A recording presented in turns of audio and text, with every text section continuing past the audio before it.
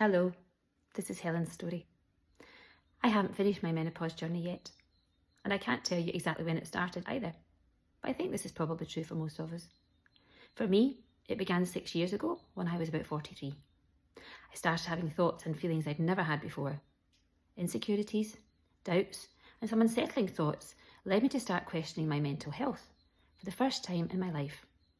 All the previous issues that normally rumbled along in my marriage became huge, insurmountable problems, and I thought we were doomed. The scariest thing for me was the rage that would come out of nowhere and run my mouth for me, leaving me deeply regretting things I would say in some of my outbursts.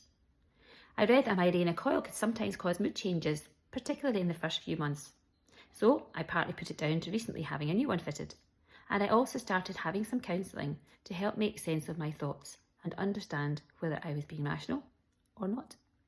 As the months went by, new symptoms emerged, like extreme tiredness and terrible achy joints and muscles. I would stiffen up within minutes of sitting down, and by the time I stood up, it felt like my body had aged 20 years. It was these physical changes that made me finally realise it was probably all connected to my age and changing hormones. After doing an online symptom check that screamed perimenopause, I went to see a doctor and decided to try estrogen patches. The almost immediate relief I felt to my body and the gentle stabilising of my thoughts and emotions over the coming weeks confirmed to me that I had made the right decision to seek help. This was about 4 years ago. Things definitely haven't been smooth sailing since then. Even on the HRT, I still get ups and downs, but I can more confidently put it down to other factors like stress or tiredness now, rather than hormonal swings that felt out of control before.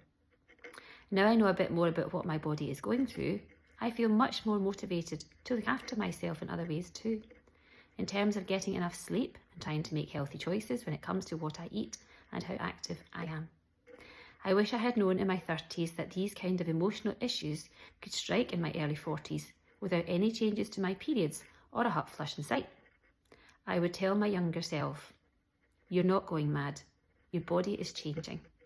You can do something about it, and you will learn to live with it and feel like the real you again."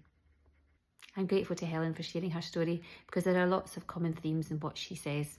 It's often the psychological symptoms such as increased anxiety, social anxiety, health anxiety, driving anxiety, loss of enjoyment, loss of motivation, increased irritability, rage. All of these symptoms can often appear in advance of any physical symptoms such as the hot flushes, night sweats, muscle and joint pains, etc. Sleep disruption can lead to tiredness through the day, which leads to a loss of motivation to exercise, which in turn can make us feel worse. There are lots of things that can be done to help. Part of our jobs as menopause specialists is to really listen to your story and try to make a plan that you can work with. There's no point in giving you objectives that you can't meet. So really we look at everything, all aspects of your health. That's what holistic healthcare is all about.